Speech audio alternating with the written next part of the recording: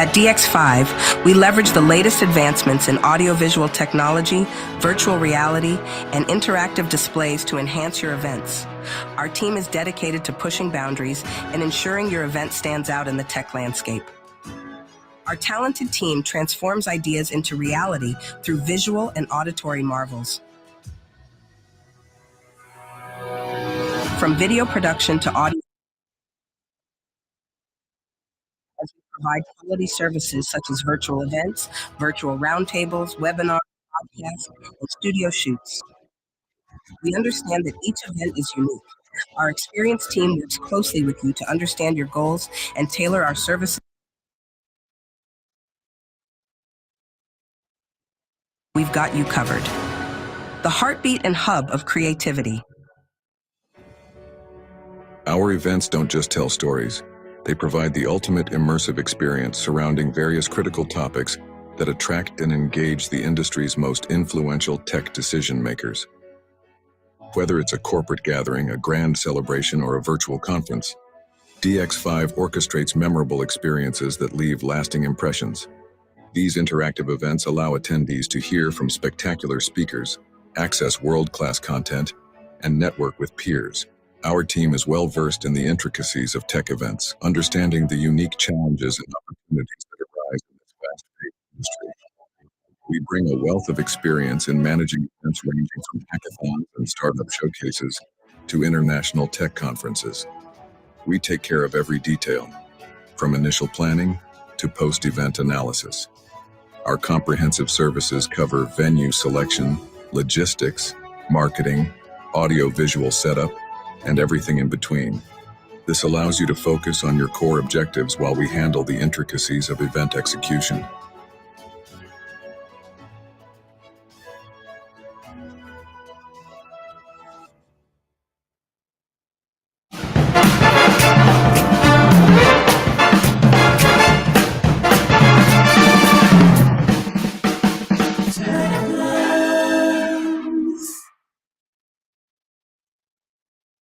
And welcome to TechLens show, coming to you live from DX5 studio.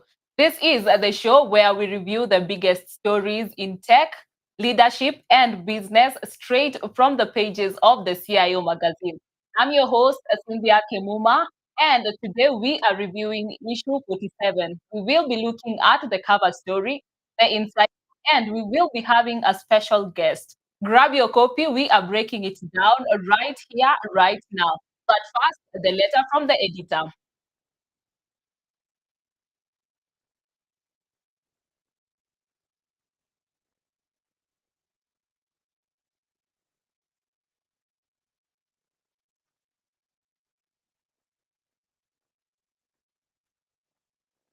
Welcome back, Carol. Thank you, Cynthia. It's always great having you in the show. It's always interesting being on the show. I never know what you're going to ask. Well, let's get right into our magazine issue 47. Your letter opens with a metaphor: a CIO juggling knives, spoons, water, and the champagne. What inspired that image? Of revealing my age. There used to be this show on TV, like a circus show, and they used to have this juggler who's a unicycle and having juggling things, and a knife is being thrown at him. And he has to juggle all of that. So then I remember there's an interview I did with Elijah Kibego, who was a CIO then, and he talked about the CIO doing 100 different things at the same time, like being a business strategist, being a techie, being a communicator. So I just remembered that. I remembered all the things he said that CIO is supposed to be able to do. And then I just figured it's like that. It's like a juggling act. You have to do so many things at once. And when you're juggling, something else is being thrown at you, and you always have to be ready. Who's the highest between a CIO and a CEO, in your opinion? Let me to start a fight. I think that they're both C-suite executives, and I think that the CIO brings something different to the table, something unique that the CEO needs. So I would say that they are more of partners. And somewhere in the letter you've talked about the board. Do you think they truly understand what they are asking for when they say innovate fast, but they want zero risk? I think the only thing that has zero risk is doing nothing. even doing nothing has its own consequences. So I would say that it's about doing something that can have the most impact with the least amount of money being spent or the least amount of impact on the team. So you want to maximize the value of what you're giving, but you also don't want to take away from everything else. Do they understand? I'm not on a board, but I would say I think they want an interplay between risk and reward. They want to see what can bring the most reward with the least amount of, I think, the effort. If you were to advise them today, what would you tell them to go with? I would say you can't have your cake and eat it. Mhm. You have to choose a side, or you have to pick a struggle. So if you're going with the most impact, then you have to see what can you leverage to give you the most impact. And if you want a low risk, then you have to understand that you can't get what is it, high reward, high risk, low reward. So you have to balance that. I think as a board member, they probably understand this. Okay. And in your letter, you quote Charles Darwin, adaptability over strength. What's one adaptive move each CIO must have? I would say maybe training. I think training. So the more you know, and the faster you learn, the more you know, and the better off you are, and the more agile you are, you're on your feet, and you're constantly acquiring all this information and knowledge, and you're training yourself to become this aspect Mhm. in a business, and that is an advantage. Who makes it in this era and who doesn't? The people who make it are the ones who there are these people who train for fitness. They do extreme workouts, extreme fitness. Everyone is always asking them, what are you people training for? The zombie apocalypse is not happening. So I feel like the people who are always training are the ones who are always ready, and they're the ones who are always evolving. They're the ones who are always prepared. So they can see around corners and they see what's coming before others. All right, I want us to try something new here today. We've never done this before. To our audience, I want you guys to stay with us. Carol, I'm going to throw out a statement to you. And to everyone watching, I want you to also understand what you're going to do. I'm going to throw out a statement to Carol, and she's going to tell me if she thinks this is a startup mindset or a legacy mindset. Carol, and you have to be as fast as you can. All right? Okay. So, are you ready? Sure, let's do this. Excited? No. Okay, let's launch and fix later. Startup.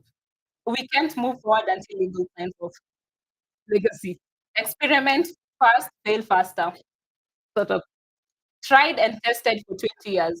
Legacy. Built for 100 years, not 100 days. Legacy. All right. That's that we got that all from Caro. And if you're watching us, scan the QR code and grab yourself a copy of the CIO magazine. And if you want to read the letter of the editor, it's right there. You'll either panic, pivot, or both. Caro, your letter speaks to leadership, and your second piece is just as critical and deeply personal, and you call it as it is. The internet is hostile to women. Yes, but before we get into that article, I want us to go back to the issue for last year, issue 46, for last month, sorry, issue 46, where you talked about why success in the boardroom starts in the bedroom. I want you to tell me just to briefly what was in your mind when you were coming up with that article. Well, it was inspired by a TED talk that I watched, and she was talking about what it takes to thrive in a relationship. And in a relationship, when you're in the bedroom, you negotiate a lot of things. And these are simple things like who cleans the bedroom, who makes the bed every morning, do we have 10 throw pillows or five? You know, should the kids sleep with us in the same bed? All of those conversations are little negotiations that you make in your relationship. So once you learn how to make these little concessions, or if you speak up, because maybe a lot of women don't necessarily speak up. So if you learn to speak up and negotiate, and you have this partnership that is thriving, Mhm. then you can take that to the boardroom. But it has to start on a micro level, then you spread it out. But it has to start with you first of all, with making the decisions that are personal to you. Once you figure out how to make those decisions and to negotiate it, then you can take it to the boardroom. All right. I don't want to get deep into that article. I want guys to go and grab themselves a copy of the CIO magazine and get to read what Carol was intending when she was telling us why success in the boardroom starts in the bedroom. Carol, I want us to go back into the article that we're talking about today. The internet is hostile to women. Why was that story important to tell now? 27? Okay, I'm joking. Well, thing is that it was a conversation during Connected Africa Summit. It was talk on cybersecurity. How do you make the cyberspace safe for women while also grooming the next generation of talent? It was like a dual conversation. And for me, it was difficult at that point in time because I had just read this article on how Taylor Swift got fixed of the type of Taylor Swift that was coordinated and it was circulated on X. And the article said that if she has all these resources, she cannot fight defects. What chance do we have? So then I thought, it's interesting. They make that. Have you ever been a victim? No, thank goodness, and I hope it stays that way. But I've not been a victim of a defect, not in any way, any shape or form. Are you will you call yourself an online figure? There was a time I would have said that. Now I'm just a person who's online trying to, trying to make a living and to figure out my spaces and to build my personal brand. But I wouldn't say I'm an online figure, but I am online enough times. Okay. Was there a moment that made it home for you, this article? Well, I think it must have been when we were talking about how when you are a woman on the internet and you say something or you express a thought and people come and attack you and they tell you what you're thinking is wrong, what you're thinking is not right, you should think like this is what my perspective is. And for me, the one thing that hit home was during post-election violence a few years back when a relative of mine was killed. And then I posted that on social media. And I remember the responses that I got were very unfriendly. And people were telling me, you deserve to die, shame on you, and things like that. And I thought, why would you say that? You don't know him, you don't know me. What is this to you? And so that brought back this conversation on how the internet being hostile is a personal thing for so many women. It's on a personal level. All right. Sorry for that. And what does this cost us emotionally and professionally just to participate in these digital spaces? Well, it ends up that we have to mask who we are. So you have to create a persona. You go online, but you're pretending to be something you're not, or you create something that creates a buffer. So there is Cynthia, then there is a buffer, then there is Cynthia online. That you put online is not necessarily the real you, so it's not very authentic. You just post things that you feel will reflect positively on you, or that will reduce the amount of impact that people can have on your peace of mind. Or it also costs you building your personal brand because part of who you are online also impacts on you professionally. So you don't get to become a fully realized version of yourself online. Another thing is that we also seem to be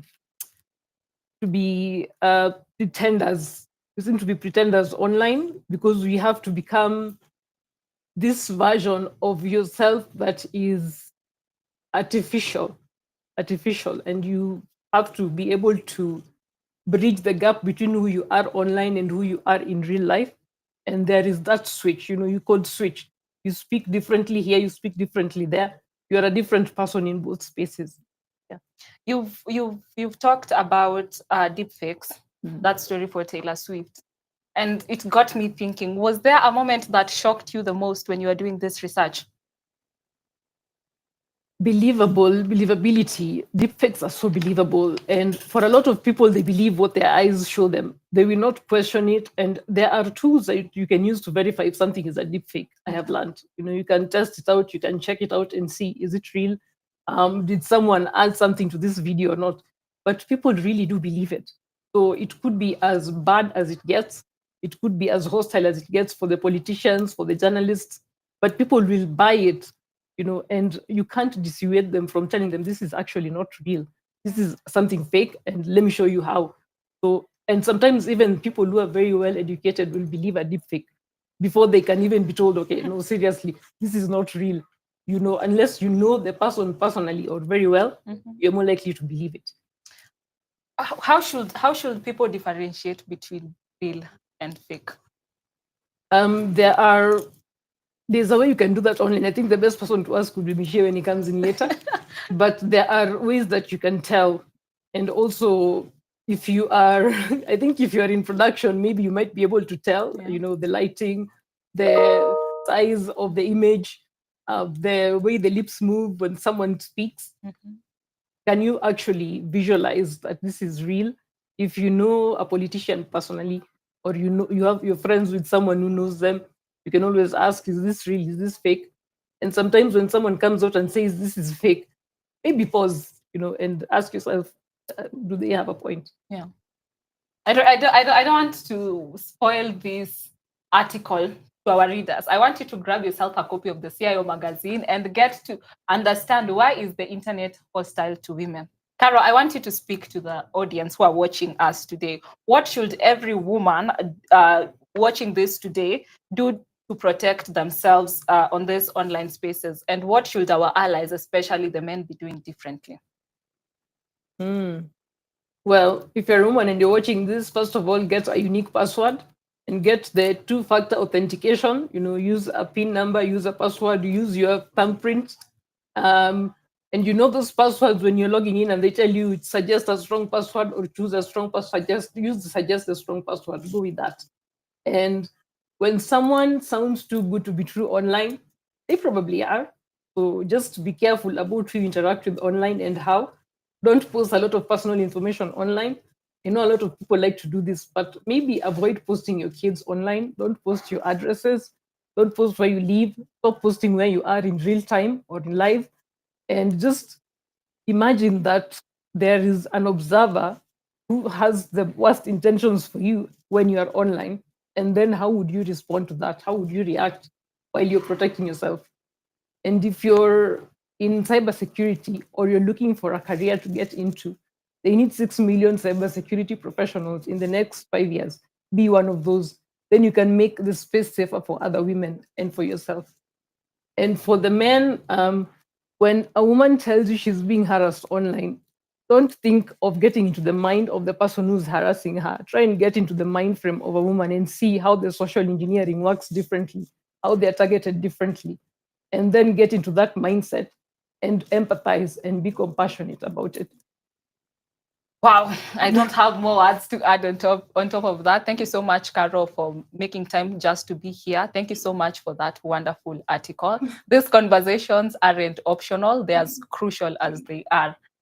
Thank you so much to our audience. Stay tuned as we bring to you the next guest.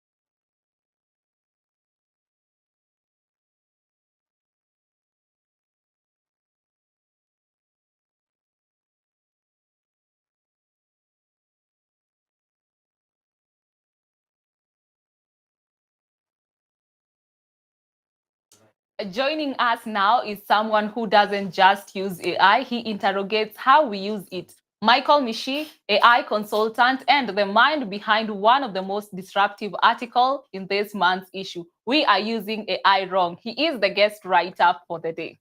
Welcome, Mishi. How are you doing? I'm good. How are you? I'm fine. Your first time in the show? Yes, first time on the show. No, is it? I don't Yes. think so. Yes, TechLens show, this is your first Oh time. yeah, first And time. apparently you're the first guest editor for this show. We've never had any other guest writer. I'm glad to be the first. All right, let's get right into your article. But before we get into your article, just before this, we were having Carol in the show, and we were talking about her article, "The Internet is Hostile to Women." And somewhere in between her article, she talked about people using artificial intelligence, deep fakes.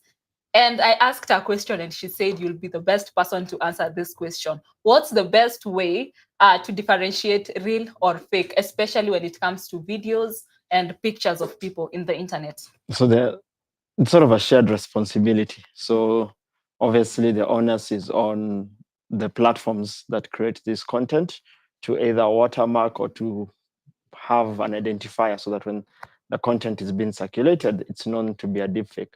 For us as consumers of the technology, we just need a bit more critical thinking to notice certain things.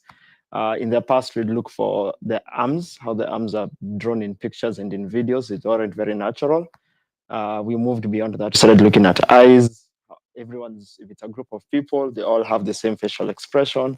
So that had to be changed. Over time, we just start noticing different aspects within the videos. It's becoming harder and harder because it's becoming closer to the technology is getting that good. So now we need the platform agents to take up some responsibility to ensure that obviously content is once content as a deepfake is created, it's labeled either on social media platforms or some watermark. But I think even Denmark just last week allowed its citizens to have their faces and voices copyright protected. So for you to then now use someone's face without their permission becomes a lot more difficult. Yeah. That's actually a nice move. Let's get into your article. You mentioned people use AI for summaries instead of exploration. If you are designing an AI prompt to help someone build an original idea, what would it look like? First thing I always tell the AI, your job is not to agree with me. Your job is always to interrogate all my hypotheses, both to destroy them and to strengthen them. And that we are intellectual sparring partners. That way I just don't get good idea. Okay, the user wants me to. So I'm not just dictating instructions to it. So is there a time where you've asked an AI a question and it has responded with a question instead of an answer? Yes, it should. It should. How is that? Well, I don't. If I ask it, here is some ideas I'm working on, I'd like to enrich it further. It shouldn't just start telling me here's your enriched version. It should question me like, what do you want to enrich? What kind of format do you want? Do you want me to search the internet and get references? It gets to the point where nowadays we've gotten into the habit of writing prompts that are maybe even 3 pages long. I have engaged with an open source artificial intelligence. And whenever I use an open source, it doesn't ask me a question, it just prompts a response. But if I'm using a paid version of an AI, it prompts a question first before it responds to a question that I was asking. Could be the type of model in use. If it's a reasoning model, it will probably want to understand your exact requirements, before it then proceeds to take any action. All right. You wrote use AI as a mirror, not a mop. That's poetic. What does it mean to you in the AI world? It means if you're using AI as a mop, you've become efficient at doing the same things that were making you inefficient. So a lot of people you have AI on Teams or on Zoom. It will take summaries. It'll read the notes that people are typing in the chat. It will, if there are attachments alongside that email, you create a very glossy report. And so within minutes of finishing that meeting, you have a nice report that you can go through. So now I don't need to create a report. I have time for another meeting and another report will be made. And then before the next meeting, the AI will prompt me on, these were the items that were discussed. This was the pending items, and I can get a summary of that summary report again before the next meeting. So it's sort of like we are in a bubble of an illusion of we are being more efficient, but we're just running really fast on the same spot. It's like we're on a treadmill and we're going really fast, but we really haven't left. Wow, you are so against this AI thing. I'm even starting to wonder. Let's just test how you use AI. So I'm going to give you a use case, and you're going to tell me whether it's janitor mode or genius mode. Yeah. And you have to be as fast and as quick to just respond to that. Okay. Are you ready? I'm ready. Using AI to transcribe a Zoom meeting Janitor. verbatim. Dumping messy thoughts and asking AI to organize pins. Bit of a janitor. Asking AI to make your resume sound fancier. Janitor. Asking AI to challenge your startup idea with opposing arguments. Genius-ish. Using AI to rewrite your Instagram caption to sound smarter. Janitor. Using AI to reflect the emotional tone of your blog. Janitor. Wow, everything is janitor mode. Just for the sake of the audience, I want you to explain to them what is janitor mode and what is genius mode. Janitor mode is basically a simple prompt that you just want AI to pick up the slack for you. Yeah. Genius mode is maybe something I tend to think of it as very long prompts. I recently this weekend was experimenting on a 10,000 word prompt. So it's 10,000 words of instructions to an AI that took it about 45 minutes to then action. But writing those 10,000 words was a week's worth of work. So it's the genius mode is getting AI to think, to help you co-create, and not just on the simple things like make these slides, make these pictures, refine these thoughts for me. You want it to actually challenge your thinking. You want to treat AI like a whiteboard. You put everything up there and it's messy, and then instead of asking AI to clean it up for you, it's by your side looking at that mess and saying, okay, there's a pattern here. This looks important, or there's a theme here. Or you keep making this same assumption because you want it to also improve you, because research has shown that, for example, people are using AI to help them code. For the senior developers, it's actually making them slower and less efficient. But for the junior developers, they're becoming more efficient because their tasks are easier, because they are doing the efficiency thing. The senior developers need the genius thing where they need to do a lot of debugging and to look at other complex items and complex builds. So that's where you see the difference. Okay. What's one golden prompt you would advise an AI user to never forget? I think there are probably hundreds of thousands. One specific one that you think that this is the best. I will just tell the AI, don't always agree with me and don't recycle my thoughts. Yeah. Any words that you have for the audience in regards to your article? Yes, as much as you've said that it seems I'm against AI, I'm not. Read the article with the level of conviction that we're not trying to just do things faster.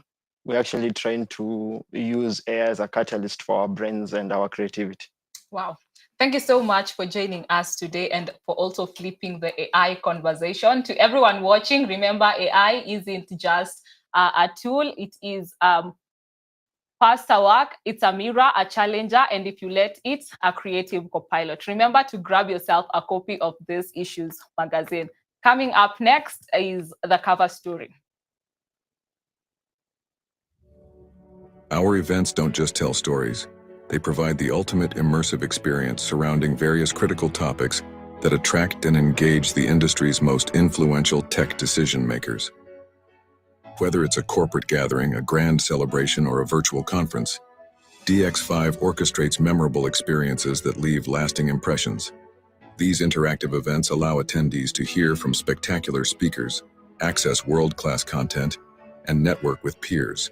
Our team is well-versed in the intricacies of tech events, understanding the unique challenges and opportunities that arise in this fast-paced industry.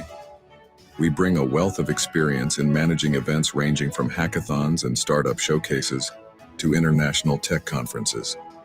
We take care of every detail, from initial planning to post-event analysis. Our comprehensive services cover venue selection, logistics, marketing, audio-visual setup, and everything in between. This allows you to focus on your core objectives while we handle the intricacies of event execution.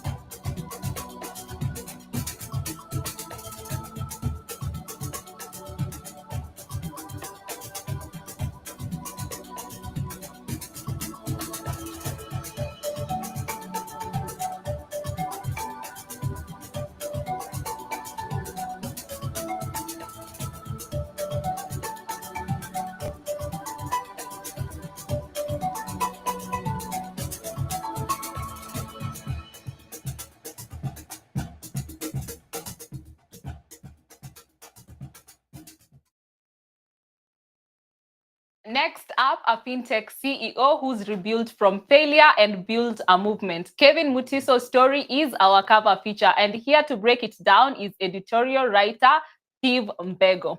Welcome, Steve, to the show. How's it going? We've never seen you in this show. It's my first time. Yes. Yeah. Congratulations to this cover story. Thank you. Kevin's startup once raised $1 million, then crashed. How did he frame this failure emotionally?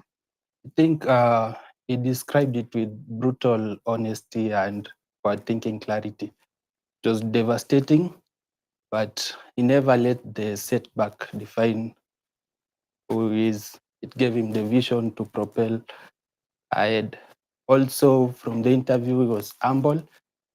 So from the setback, it gave him the humility now to ask better questions, think better, and probably mentor other upcoming startup owners. Did he give you some of the reasons as to why his startup failed?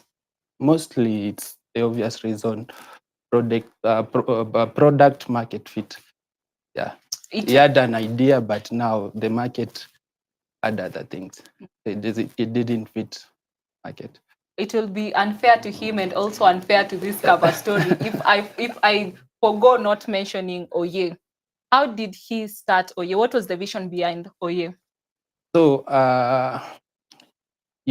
Kenya, we rely mostly on borders, and the industry has many challenges, security challenges, accidents, and fatalities. But now there was no insurance to cover the injured people. So we came up with OA now to provide insurance to motorcycles, to border riders. That is actually a nice thought. He is TikTok famous. Just before we get into that, let's get to see one of his TikTok videos. Yeah.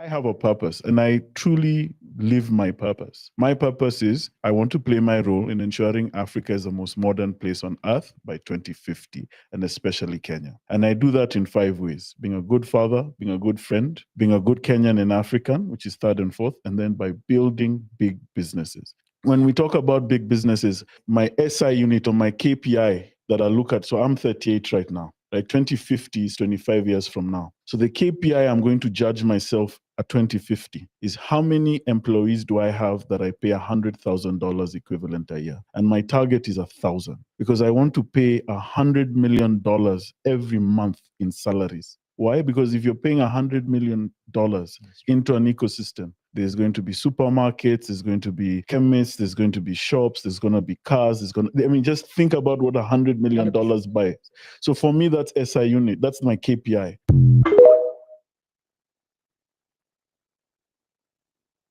Why does he choose TikTok over traditional media?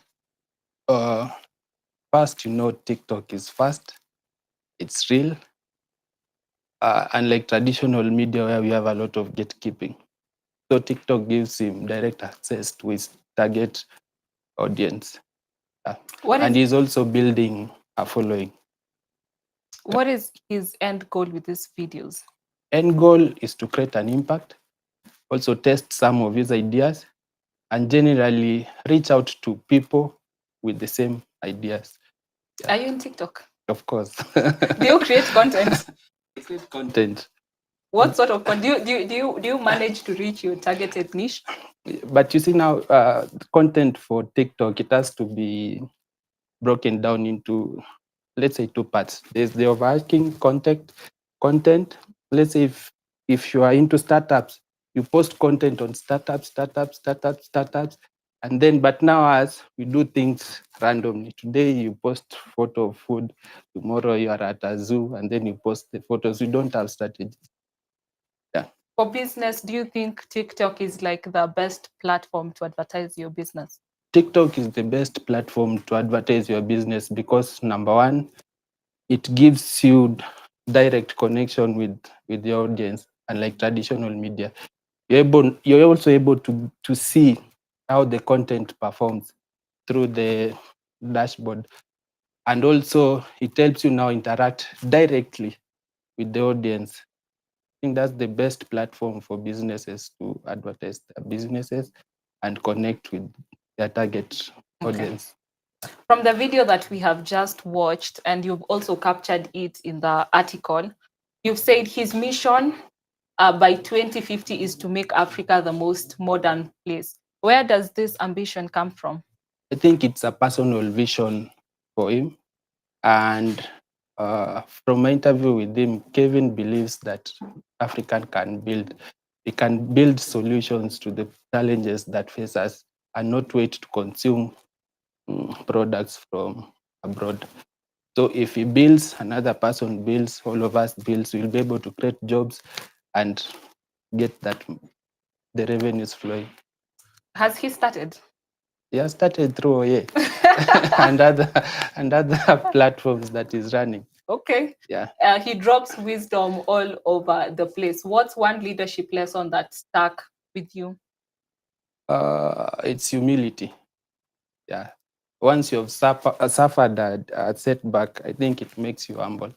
It makes you ask better questions, and it also makes you know that anything can happen. so you relate better with people. Yeah. You don't shove people around. Do you have any parting shots for our audience? You can talk to them through this camera.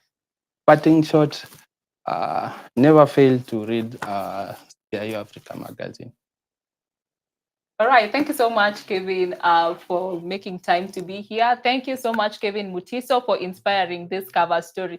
Remember, folks, to grab yourselves a copy of this magazine at www.cioafrica.co or scan the QR code to get a copy of this magazine.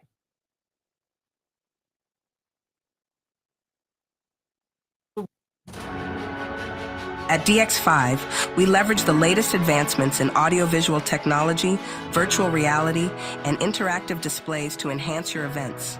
Our team is dedicated to pushing boundaries and ensuring your event stands out in the tech landscape.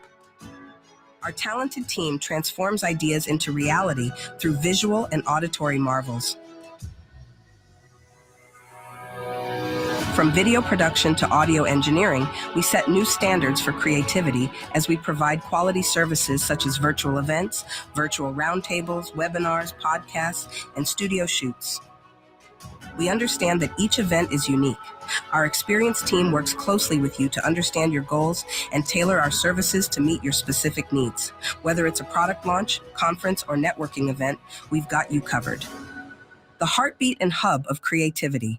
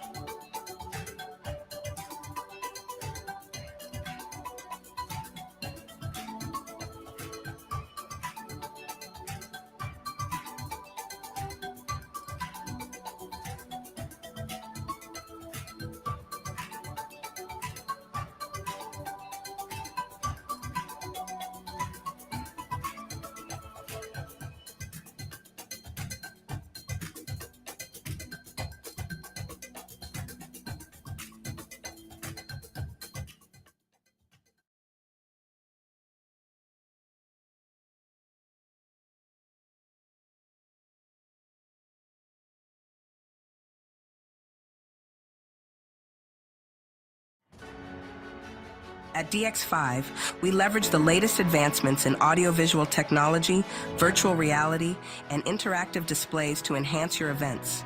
Our team is dedicated to pushing boundaries and ensuring your event stands out in the tech landscape. Our talented team transforms ideas into reality through visual and auditory marvels. From video production to audio engineering, we set new standards for creativity as we provide quality services such as virtual events, virtual roundtables, webinars, podcasts, and studio shoots. We understand that each event is unique. Our experienced team works closely with you to understand your goals and tailor our services to meet your specific needs. Whether it's a product launch, conference, or networking event, we've got you covered. The heartbeat and hub of creativity.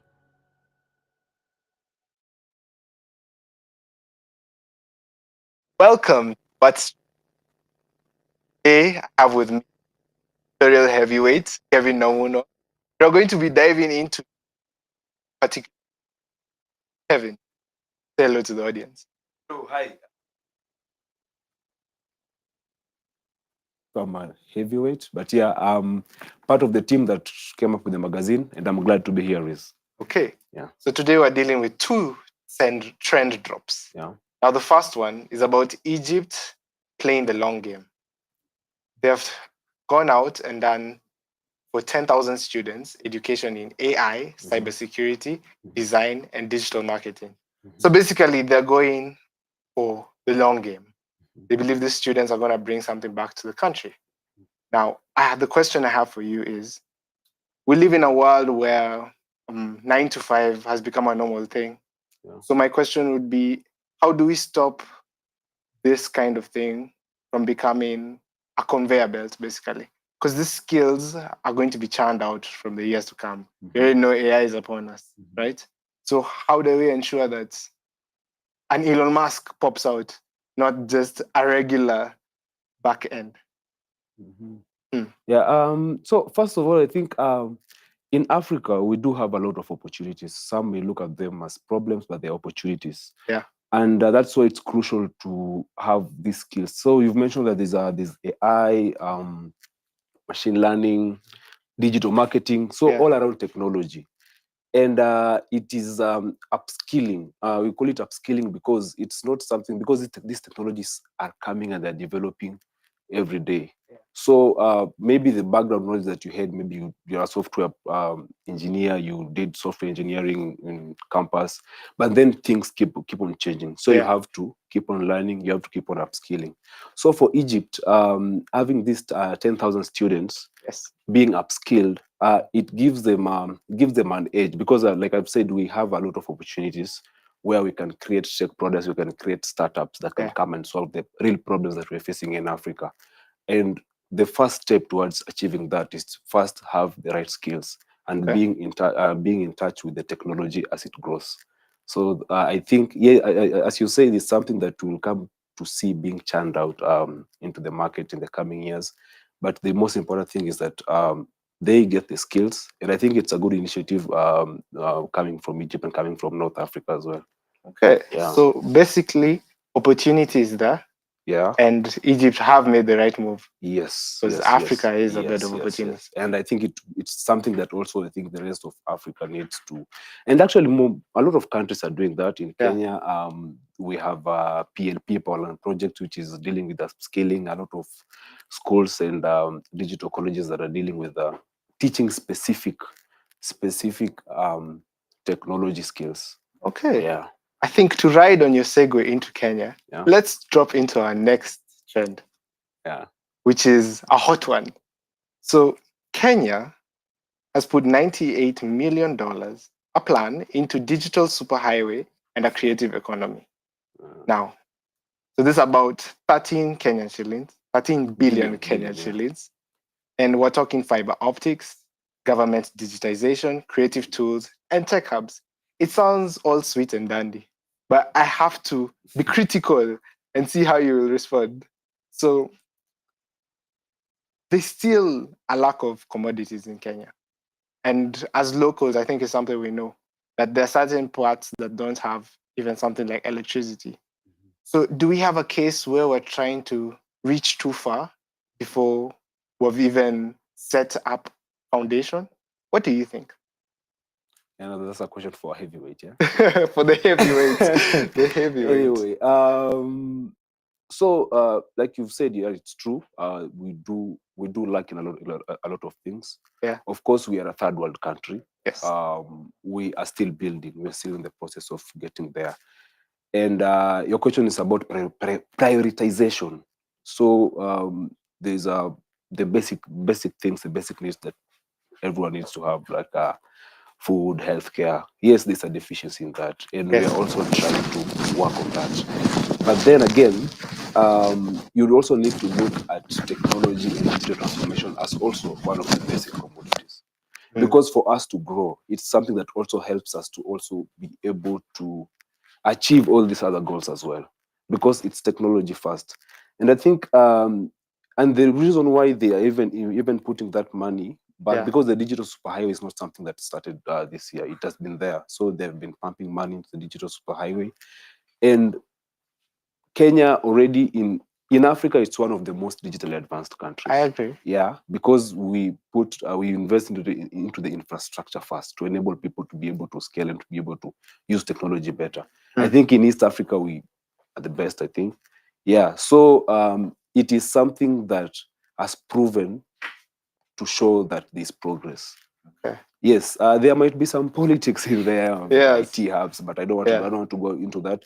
But just looking at investment into technology and making sure that a lot of people in the country have access to technology, have access to mobile payments, all these things. They might look simple to us because we live in it, but then somewhere else maybe mobile money is not as easy. But because we have the technology getting to everyone, so then the adoption now becomes greater, and then we can be able to now solve all these other issues that we have. I like how you've handled that. Yeah. With the fact that, yes, we need to be ambitious with it so that we can bring all this new technology.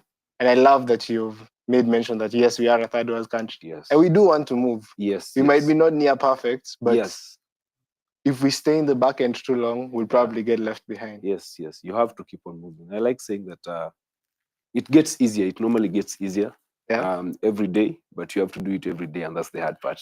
True.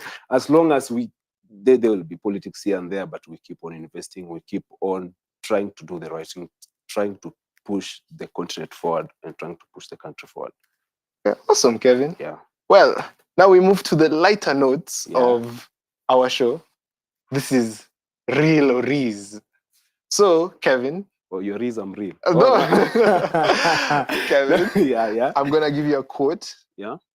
Now it's up to you to guess whether it's from the magazine or I came up with it myself. So, Real or Rees. Are you ready? I'm not ready, but I don't think I have an option. Let's go. Okay. It's from this magazine issue. So the one we discussed. Yes. Okay. Exactly. June. Yes. So the CIO is now expected to be both a poet and a plumber. I think that could be in Carol's story. Real or Rees? In Carol's letter to the editor, I think she said something about a CIO having to be. I think it's real. Correct. Yeah, it's real. Yeah. It's real. Oh my God. Yeah. Okay. So the internet doesn't just forget; it selectively remembers who to punish. Rees. Yeah, that's Rees. No, that's algorithms are not gods. They're reflections of the people training them. Real or Rees? Can I say Rees? You said Rees. No, it's real. People are the gods. Algorithm are the gods. It's real. Yeah. Oh wow. So that's two out of three. I've got two of. Let's do the final one. The final one, okay. Boards want speed, but also no crashes. They want a Ferrari with tractor wheels. Real or Rees? Boards. Boards want speed, but also no crashes. They want a Ferrari with tractor wheels. Real. Woo! No? Correct. Yeah. Oh All right, Yeah. everyone. Okay. That okay, has been it for the What's Trending segment. Thank you so much, Kevin. Shake my you. hand. Yes. Great job. Yes. Now, Kevin has something in his hands, Yes. I and he's do. going to tell us about it. Yeah. So we were discussing about the June issue, but then now this is the July issue. That's my camera. This is the July issue. It's out. Make sure to check it out on our page and grab a copy. So it's fresh. The next time we'll be here, we'll be talking about this. Yeah. Yes. And I'll be sure to check out those real or races. Okay. I want to get them correctly the next time. Thank you so much, Yeah. Kevin. Okay. All right, everyone. That has been it for this episode of TechLens. We hope you have enjoyed the live session. Please feel free to share, like, and comment, and subscribe to our channel. And we will definitely see you next time. Bye.